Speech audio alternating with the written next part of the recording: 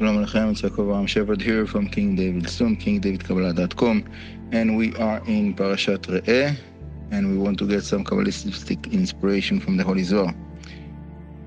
There is no Zohar on Parashat Re'eh, unfortunately, but I found for you, with the help of Hashem, a paragraph with the pasuk of the parashah in Parashat Lech Lecha of the Zohar. So the pasuk that is connected with is Banim Atem LaHashem Elokechem. You are the children of Hashem Elokim. So this is a very, very fundamental concept that the Arizal and the Rashash are speaking about. But first, let's see the Zohar, and then with the help of Hashem, I will extend the explanation and deepen the understanding according to what Hashem will allow me. So the Zohar says, Tachazi, by the way, it's in Zohar, Parashat Lech Lecha, 82a. So the Zohar in Parashat Lech Lecha says, Tachazi alma dil ela yitzarich leitaruta de alma tata'a. The upper world needs the awakening of the lower world. V'kad nishma de'un de tzadikaya nafki mehai alma. When the souls of the righteous people are going out of this world, Salkileh goes up above. Kulhu mitlabshi benehora dil ela b'dyukan ha'ekar. They are all receiving the garment of light, which is the upper image. Ubehu kudshe brichu mishtasheh. And with them, with those righteous people, Hashem have the amusement, v'ta'ivlun, the inhu pri of dehu, and he have the desire for them, and they are the fruits of his deeds.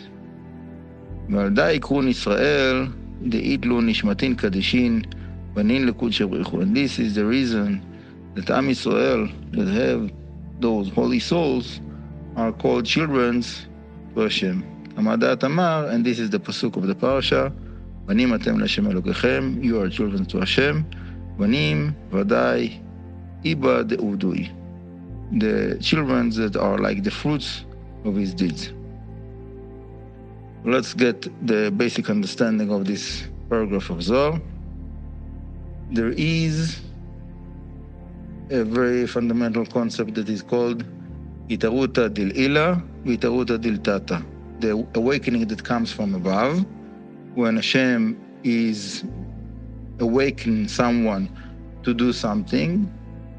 And there is Itaruta del Tata, when the person himself, the people in this world, are initiating something that is for Hashem's sake. Hopefully. I'm talking about the good, positive side. So says the Zohar that the world above needs the awakening of the people in this world. And this is actually the reason of the creation. Hashem created this world that is a world that is hiding Hashem, is hiding the presence of Hashem, that we, human beings, will have the possibility to receive that merit of awakening the heavens by our deeds. When we are awakening ourselves and others to do good things, to speak good things, to think about good things, to have the desire of good things, all of those together are bringing us that merit to be part of the awakening of the unity up above. And from that unity, there's light, spiritual abundance that is born. And this is the work of the tzaddikim, this is the work of the meditation, of the deep meditation, the highest levels of the meditation of the Kabbalah. Is about yichudim, unity, to take the different separated things and unite them, to bring them together. And that creates new light that is coming. And with this light, those souls of tzaddikim, when they are leaving this world, they are able to raise up and be in front of Hashem. And this is the pleasure of Hashem, is to see those souls that are with those garments of light that were created by their good deeds and so on. So far is the Zohar. Now I want to add on top of that another deeper understanding of this concept of Banim Atem L'Hashem Elokechem. So the parable that the Torah is using is very complicated to explain the depths of it, but the first step of understanding is to understand the parable, and then we need to let go of the parable and to embrace ourselves with the abstract thinking of the subject of the parable. And that's the hardest part for many people with the Kabbalah learning. To, after they understand the parable, to let go of the parable and to understand the abstract concepts that the Kabbalah is trying to speak about, but many people are missing that understanding. So let's speak about a family, regular family. There's two parents and there's children. Now, the parents, when they look on the children, when the children are sweet and good, when they are behaving themselves, so the parents usually will say, those children are so sweet, we want more. We want to have more children. So looking on the children, supposed to create an affection that will bring the parents for unity, to have more children. So we see that there is a connection between the children and the unity of the parents. Now, in the Kabbalah, we have those concepts of Abba and Ima that are literally father and mother, but obviously, again, it's talking about an abstract concept. It is not the literal understanding, and there's nothing about like father and mother in the heavens. Just it's a concept that we need to understand what is it coming to tell us. And there is a lower level that is like the children's. So the lower level that is considered to be like children is connected, and it has certain part of the work of awakening the unity of the level above it, of the Abba and Ima. And from that unity that is created, there is more abundance to the lower level, like we said before about the tzaddikim in the Zohar. So this is a system that is the same structure, the same system is duplicated in many times through the levels of the different worlds and the Sefirot and the whole constellation, how the abundance of Hashem comes down.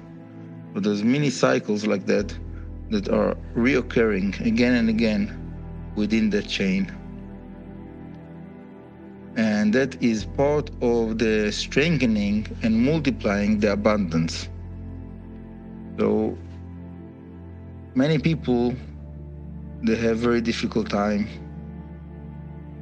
Maybe generally, many, especially in our generation.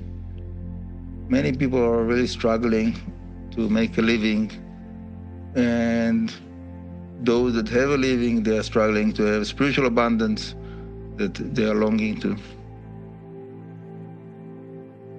Many people are asking, what is the key? How to receive that extra abundance that we need? And you go to a rabbi, all the rabbis will tell you, you do good deeds. And good deeds will create the abundance. What comes around, what goes around, comes around. So you do good and good come to you. And this is true.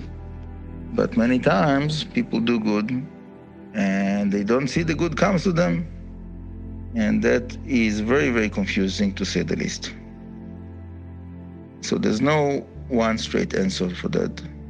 But with those concepts that I explained now today, we can have a certain little glimpse of understanding of how does it work. If we understand that our deeds is awakening something up above, and that awakening is building kind of a momentum of the lower levels that are awakening the upper levels, and it goes up another level and another level, because every level that is upper for the low one is lower for the upper one. So that awakening process is coming higher and higher until the place where it can reach, according to the merit of the person, according to the quality of the deed, the effort that the person did, the intention that he put in, and so on and so forth. So it gets to a certain level, and then from that level, the unity that is created there is creating the abundance that comes down, and every unity is unified and bringing more abundance to lower levels until it gets back to the person himself. It takes a while.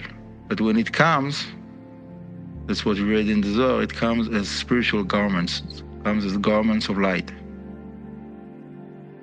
In other words, it comes only spiritual abundance, and the person might say, Rabbi, that's great, but I need physical abundance. I have physical body. I need to sustain my physical family. So good for the spiritual garments, but I need to pay my bills. Okay. And this is very true. And obviously it is very needed.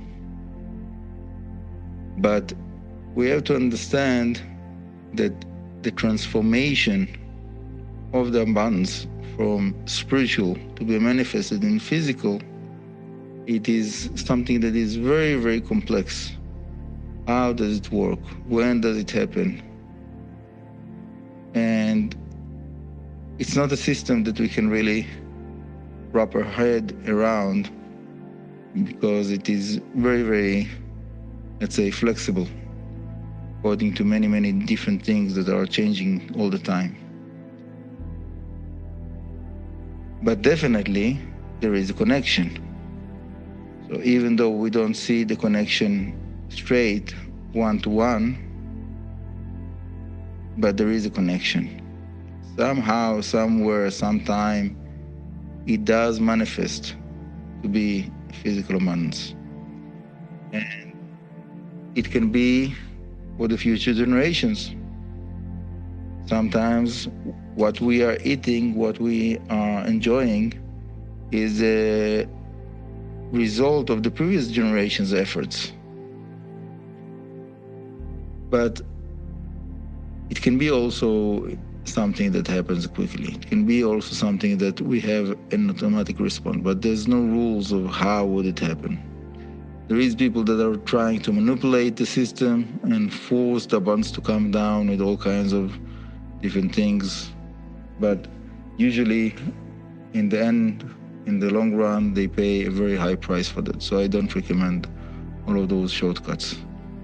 The right way is to be sincere and to connect our heart to Hashem, to strengthen our faith in Hashem, and to do good, and to put our faith in the goodness of Hashem that comes down to those that do good.